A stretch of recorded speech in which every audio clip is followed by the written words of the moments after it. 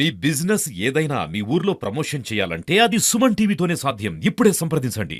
నమస్తే, welcome to Suman TV. నేను మీ శంకర్. పల్లెలలో పంచాయతీ ఎన్నికల హోరు జోరుగా సాగుతుందని చెప్పొచ్చు. ఎందుకంటే ప్రస్తుతం మనము నల్గొండ జిల్లా కనగల్ మండలం రామచంద్రాపురంలో ఉన్నాం. ఇక్కడ చూసుకోవచ్చు, కాంగ్రెస్ పార్టీ బలపరిచినటువంటి అభ్యర్థి ఏమిరెడ్డి రేణుక గారు మనతోటి ఉన్నారు. ప్రస్తుతం వారి మాటలు అడిగి తెలుసుకుందాం. ఎందుకంటే స్థానిక సంస్థల ఎన్నికలలో తను ఎలా పోటీ చేయబోతా ఉన్నది, అంటే ప్రజలకు ఎలాంటి హామీలు ఇవ్వబోతా ఉన్నది, ఆ స్థానికంగా ఉన్నటువంటి సమస్యలపైన తను ఏమీ మాట్లాడుతూ పూర్తిగా తనతో అడిగి తెలుసుకునే ప్రయత్నం చేద్దాం. అవును, చెప్పండి అమ్మా. తమకు మీరు ఒకసారి పరిచయం అవుతూ వస్తారు. నమస్కారం అండి, సుమన్ టీవీ. నేను కాంగ్రెస్ పార్టీ బలపరిచిన అభ్యర్థి ఏమిరెడ్డి రేణుకను మాట్లాడుతున్నాను. ముందుగా మంత్రివర్యులు కోమటిరెడ్డి వెంకటరెడ్డి గారికి నమస్కారములు, నా హృదయపూర్వక నమస్కారములు. మనకు కాంగ్రెస్ పార్టీ వచ్చినప్పటి నుంచి మనం ఒక్కొక్క పథకం ఒక్కొక్కటి చూస్తూనే ఉన్నాం. ఇందిరమ్మ ఇండ్లు, ఫస్ట్ పేదలకు ఇండ్లు లేని వాళ్ళకు ఇల్లు ఇస్తున్నాం. రేషన్ బియ్యం, సన్న బియ్యం అప్పుడు ఇంత ముందు 10 సంవత్సరాలు చేసింది బీఆర్ఎస్ ప్రభుత్వం. ఇప్పటి వరకు ఎప్పుడైనా ఇచ్చిందా? ఇవ్వలేదు. మన కాంగ్రెస్ ప్రభుత్వం ఇచ్చింది. ఇంటింటికి ఆడపిల్లలకు చీరలు, ఏ అన్న ఏ తోబుట్టువులు కూడా ఇవ్వకుండా మన చీరలు అనేవి ఇచ్చిర్రు. నెక్స్ట్ ఫ్రీ కరెంటు, ఉచిత కరెంట్ ఇచ్చింది, గ్యాస్ ఇచ్చింది. మనకు ప్రతిదీ ఇంట్లో కావాల్సిన అన్ని, రేషన్ కార్డు, మనకు రోడ్లు వేపించింది. ఊర్లలో లేని వాళ్లకు ఫ్రీ బస్సు. ఒక ఊరు నుంచి ఇంకొక ఊరు పోవాలంటే మహిళలు ఎంతగానో ఇబ్బంది పడి, ఇప్పుడు అలాంటి ఇబ్బంది లేదు. ఇన్ని ఇచ్చినందుకు కాంగ్రెస్ ప్రభుత్వానికి ఎప్పటికైనా అందరం రుణపడి ఉన్నాం. కాబట్టి కాంగ్రెస్ ప్రభుత్వం మనల్ని ఇంతగానో, నన్ను ఏమిరెడ్డి రేణుకను బలపరిచినందుకు వాళ్లకు నిజంగా హృదయపూర్వక నమస్కారాలు తెలియజేసుకుంటున్నాను.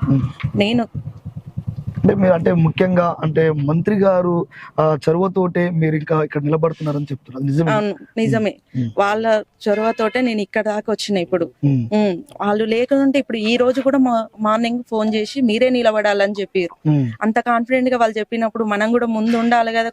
అధిష్టానం అంత గొప్ప మాట చెప్పినప్పుడు మీరు ఎట్లా ఫీల్ అవుతున్నారు? మేము చాలా సంతోషంగా ఫీల్ అవుతున్నాం. అంటే ఎందులో భాగంగా అంటే గ్రామంలో ఉన్నటువంటి మేజర్ సమస్యలు అంటే ఏమేమి ఉన్నాయి, మీరు మీ దృష్టికి వచ్చినాయి ఏంటి? ముందుగా రోడ్డు సమస్య ఒకటి వచ్చింది మనకి. ఇప్పుడు ఇక్కడ రామచంద్రపురం నుంచి కురంపల్లికి రోడ్డు సౌకర్యం అనేది కరెక్ట్ గా లేదు. అప్పుడు కాంగ్రెస్ ప్రభుత్వం వేయించిందంట. ఇన్ని రోజులు టిఆర్ఎస్ ప్రభుత్వం అలాంటి పని ఏది చేయలేదు. కాబట్టి ఇప్పుడు కాంగ్రెస్ ప్రభుత్వం కంపల్సరీ, నేను నెగ్గిన తర్వాత కంపల్సరీ ఫస్ట్ చేసేది రోడ్డు. ఊళ్ళో గుడి లేదు కాబట్టి గుడి కంపల్సరీ కట్టిస్తాం.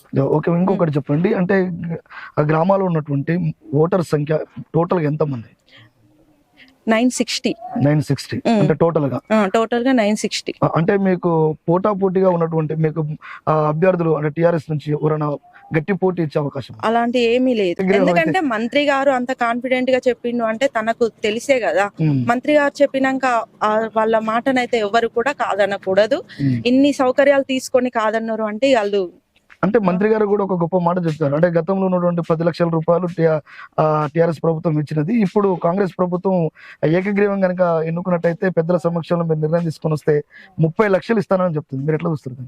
ఎట్లా చూస్తారు? అది కూడా గ్రామానికి ఉపయోగపడుతుంది అంటే గ్రామానికి ఉపయోగించడం బెటర్. అది గ్రామానికి ఉపయోగించి ఇప్పుడు గుడి, రోడ్డు వేపించినామంటే అది ఎవరికి ఉపయోగం ఉంటది? గ్రామానికే కదా.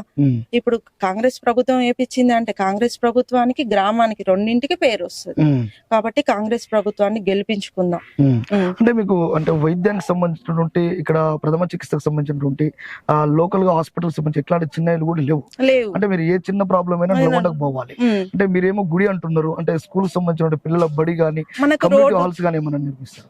ఫస్ట్ రోడ్డు మనం వేపించినాం అనుకో, ఎనీ ఎమర్జెన్సీ ఉన్నా కూడా ఫాస్ట్ గా వెళ్ళిపోవచ్చు. అలాగే ఇప్పుడు ఊర్లో ఎవరైనా ఎంబీబీఎస్ అలా చేస్తా అంటే మాత్రం వాళ్ళకు కంపల్సరీ హెల్ప్ చేస్తాం.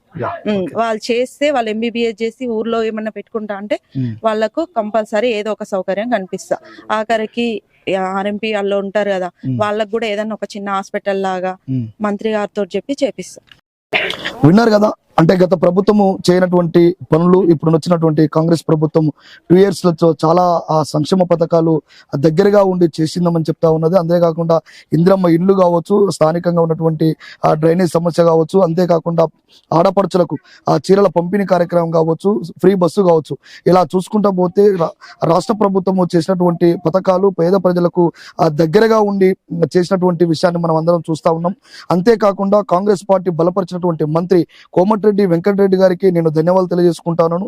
నన్ను బలపరిచినటువంటి అభ్యర్థిగా అంటే లోకల్ ఉన్నటువంటి కార్యకర్తలు కావచ్చు, స్థానికంగా ఉన్నటువంటి పెద్ద మనుషులు కావచ్చు, అందరూ కూడా నాకు సపోర్ట్ చేసి ఓట్లేసి నన్ను గెలిపిస్తే గెలిచిన 1 year లోపే నేను అంటే ఇక్కడ రామచంద్రపురం నుంచి హైవే నేను దగ్గరుండి రోడ్ వేపిస్తాను. అంతేకాకుండా స్థానికంగా మా ఊర్లో సంబంధించిన పెద్ద సమస్య ఏంటంటే గుడి సమస్య కూడా లేదని చెప్తా ఉన్నారు. ఈ 2 సమస్యలను కూడా సంవత్సరం లోపే క్లియర్ చేస్తానని ప్రజలకు కూడా హామీ ఇవ్వడం జరుగుతూ ఉన్నది. కెమెరామెన్ అంజిత్ శంకర్, రామచంద్రపురం.